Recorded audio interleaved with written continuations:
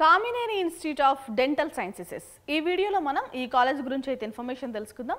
కాలేజ్ని ఎప్పుడు ఎస్టాబ్లిష్ చేశారు, total intake ఎంత, ఫీజులు ఎలా ఉంటాయి, నీట్ ఎగ్జామ్లో ఎంత ర్యాంకు రావాలి, ఇవన్నీ కూడా మాట్లాడుకుందాం. Welcome to Edunine career guidance, Josh innovations private limited, Edunine overseas consultancy.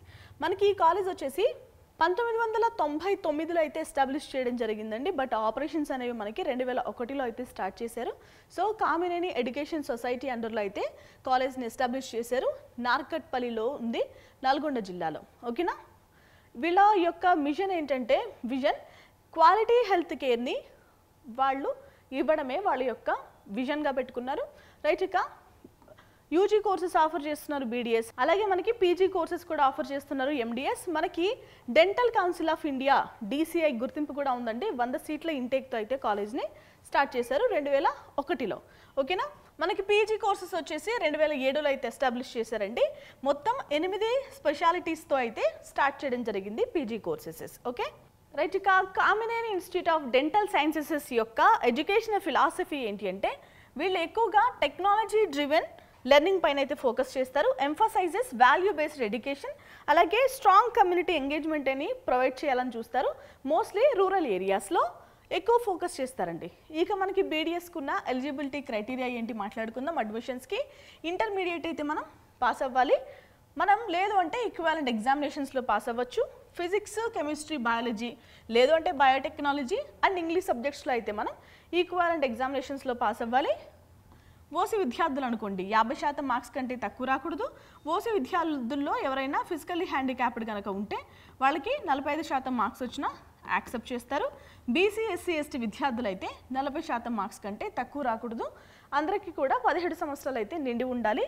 ఎప్పటి వరకు అంటే 31 డిసెంబర్ 2025 నాటికి అందరికీ కూడా 17 సంవత్సరాలు నిండి ఉండాలి.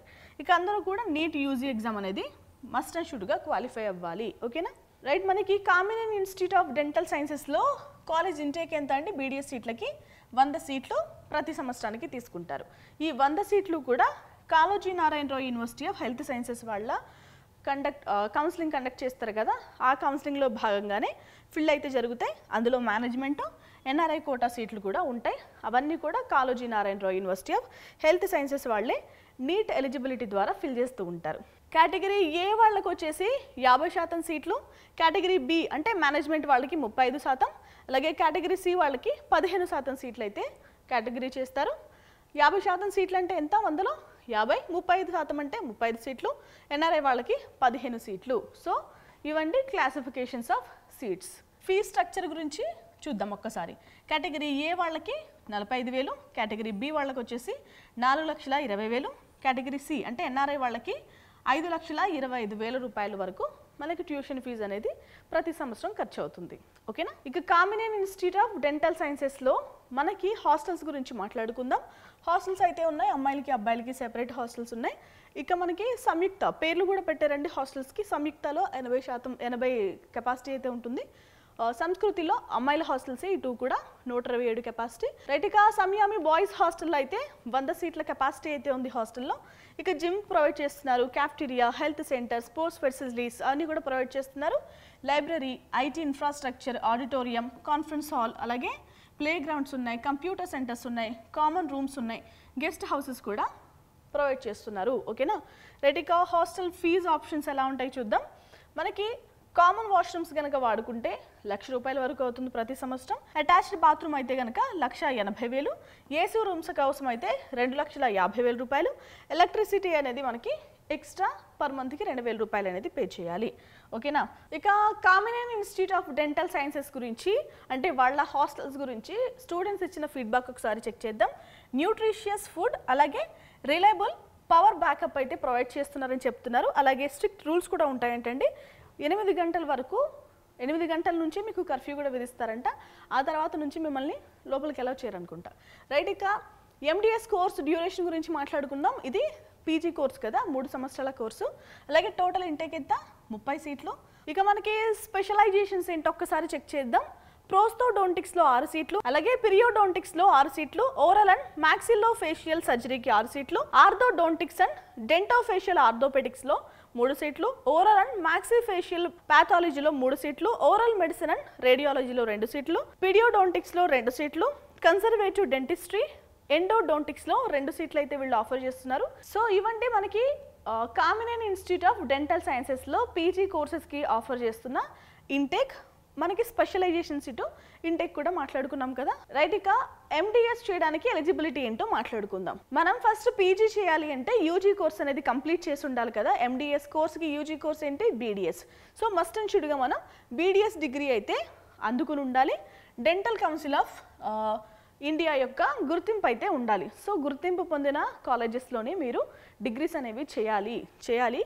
ఎందుకంటే గుర్తింపు లేకపోతే మీరు చదువంతా వేస్ట్ కాబట్టి. ఓకేనా? సో మనకి డెంటల్ కౌన్సిల్ ఆఫ్ ఇండియాలో లేదు అంటే రిలవెంట్ స్టేట్ డెంటల్ కౌన్సిల్లో మనం రిజిస్టర్ చేసుకోవాలి. ఓకేనా? మనం యాక్చువల్గా 1 ఇయర్ కంపల్సరీ చేయాల్సిన ఇంటర్న్షిప్ చేస్తేనే మనకి బీడిఎస్ డిగ్రీ కూడా ఇస్తారు. సో ఓకేనా? మనకి ఎండిఎస్కి నీట్ ఎండిఎస్ ఎగ్జామ్ అనేది క్వాలిఫై అవ్వాలి. మనం నీట్ పీజీ ఎలా క్వాలిఫై అవ్వాలి ఎంబీబీఎస్కి, బీడిఎస్కి వచ్చేసి నీట్ ఎండిఎస్ అనేది క్వాలిఫై అయితే ఎండిఎస్ పీజీ కోర్స్ చేయగలుగుతాం. ఓకేనా? సో ఇదంటే కామినేని ఇన్స్టిట్యూట్ ఆఫ్ డెంటల్ సైన్సెస్కి సంబంధించిన బ్రీఫ్ ఇన్ఫర్మేషన్.